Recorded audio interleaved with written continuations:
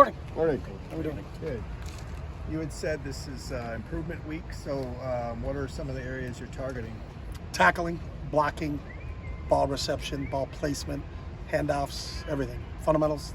Game of football is a game of fundamentals. So, everything that you need to do. You're never going to get complacent when it comes to the fundamental aspect of football. So, it's the same thing we do every day. Just teaching progression. What's our teaching progression? It's not game plan really specific. It's how do we just get better at the individual fundamentals that we have to continue to work on to be a better football team going into the second half of the season. Are those things you identified watching film, or just basic fundamentals you're going to do anyway? We do those all the time anyway. So I think sometimes you get a little bit more caught up in scheme as you get into the individual weeks, but you got to make sure that you take care of your fundamentals. And because we don't have a game this week, we can really focus and hone in on the fundamental part of it. Have false starts been a problem, like offensive line? We've had 2 or 3, I think. So those need to be corrected, but I wouldn't say it's a problem. But anytime you get one, that's a problem. So we've had more than one. So. Zach Charbonnet had said he's obviously having a very good year. He said before the year he wanted to work on his leadership skills. Have you seen that? Has he done that and been more Yeah, helpful? I think Zach's been an outstanding leader for our team. I think our players really gravitate to him, because the first part of leadership is you have to be able to walk the walk first before you can talk the talk, and that's what Zach does. He's got a work ethic that's off the charts. His dedication to the film room, his dedication to the meeting room, his dedication to the weight room, I think is unmatched. And when you watch him out on the field, when he says something or grabs a young player and kind of pulls him aside and tells him something, they obviously listen because of his work ethic and what he does on a daily basis. So is it the same schedule plan? You have improvement week this week, then install next week, or do you do any Oregon preparation this week at all? Not really, no. So how many practices is this week? Today and Friday, and then they were out on Monday. Got it. So we're off on Tuesday, Thursday, and Saturday. Cam Madrano got in there against Utah. What did he add to your defense in that game? Just it was good to have him back, adding some depth at the linebacker position. We were a little thin there, with having Kane out, but he can play both Sam and Will for us, so he's played multiple positions for us, so adds a lot of depth, and did play both on Saturday, played Sam and Will for us, so it was just good to get him back out there. He's worked extremely hard in his rehab to get himself back out, so to finally see him back on the field, I was happy.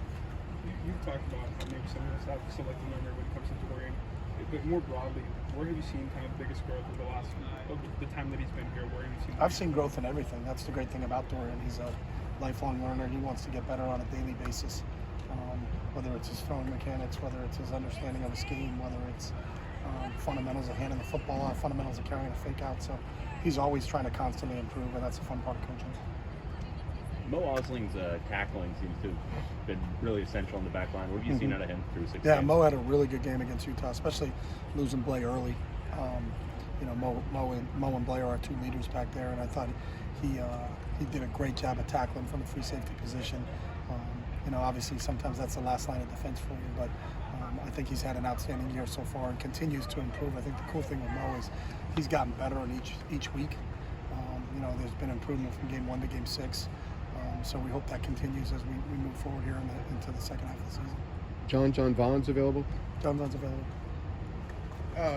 Caleb Wilson put out a tweet that he wants to run a football NIL collective for UCLA to help with recruiting so that UCLA will be able to continue to compete at a high level because, quote, honestly, the other schools are willing to pay, close quote. Would you be on board with something like that? Do you need help in that area? Collectives have nothing to do with us, so I can't have a collective. Football, the coaches and the administration here, the collectives are all outside of the university. So that's something that if Caleb wants to do that, then Caleb's an awesome representative of this program. I love coaching Caleb. He just got a personality to him. He's got a work ethic to him. It's obviously he made himself into an NFL football player, and I think whatever Caleb chooses to do, he's going to be successful at. But I'm a big fan of Caleb.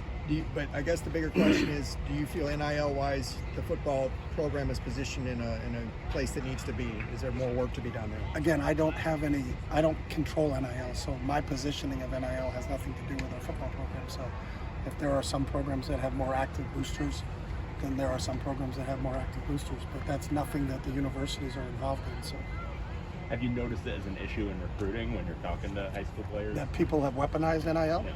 I think everybody's noticed that.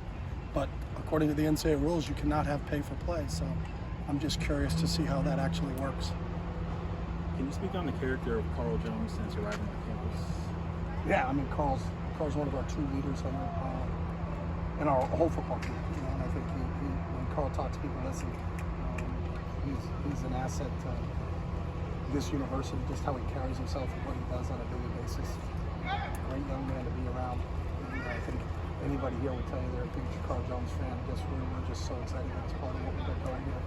And he really leads from the front. You know, Carl's there. He's first in every drill. He's first in everything he does.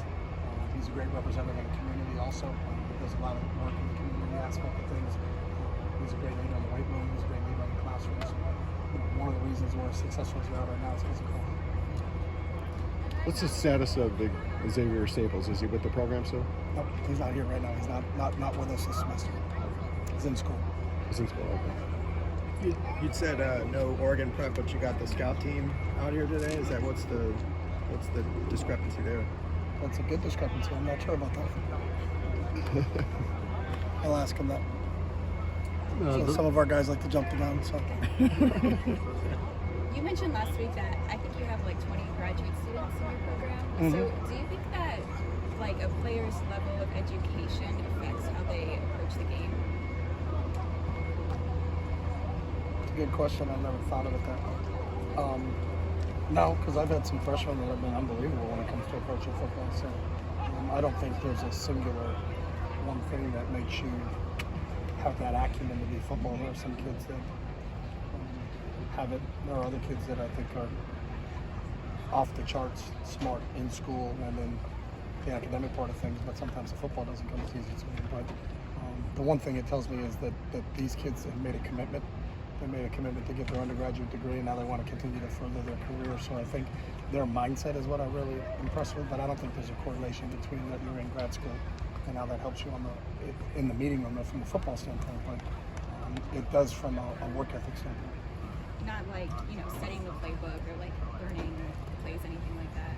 How quickly they can pick up on it. No, I mean, because some kids it takes longer, but they're just great studiers and they're going to work at it and they're going to grind it out. Where other kids I've had some kids that never take a note, never do anything, and then you go on the field and they know absolutely everything. So.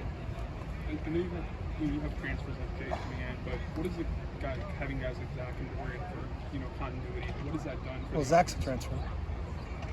Well, yeah, but in terms of just being for longer. I mean, Zach Sharp. Yeah, he's a transfer. Right, but just been there, you know. Yeah, I mean, anytime there's continuity, that's beneficial. But you also can't use the excuse that, well, this guy's only been here 1 year, so there is no continuity. I think one of the things with our transfers, you know, you look at Raekwon, who really has been a seamless transition to fitting in with our old line. Jake Bobo, same thing at wide receiver. Darius at inside linebacker. You know, we've had some guys come in, and the cool part about them is they seem like they've been here for a long time. You know, and even though they've only been here, this is the first season that they're playing with us. I think the fact that both Jake and Darius got an opportunity to get here for spring ball gave them an opportunity to really jump in full force with it and become the leaders that they are in their respective positions. So again, there's not a magic formula that if someone's here for a long time, they actually get it, or someone just got here for a little while, they're not going to get it. I think it really depends on the individual. The pass rush to this point in the season, obviously it's been a big part of your success. What's like Ikaika brought that maybe the staff didn't have in previous years? Latu. The Murphy twins. You know, Ikaika was critical in recruiting all three of those guys. So he's a great recruiter, but he also is a really, really good teacher. You know, and I think he's added a lot from that standpoint. But you know, a lot of it still is personnel driven, and I think we've got some personnel up there that has really done an outstanding job. But Ikaika's a really good teacher when it comes to pass rush skills and movements. But it's always easier to be a better coach when you have better players to work with. All right, thanks, Coach. Thanks, guys. Thanks, Coach.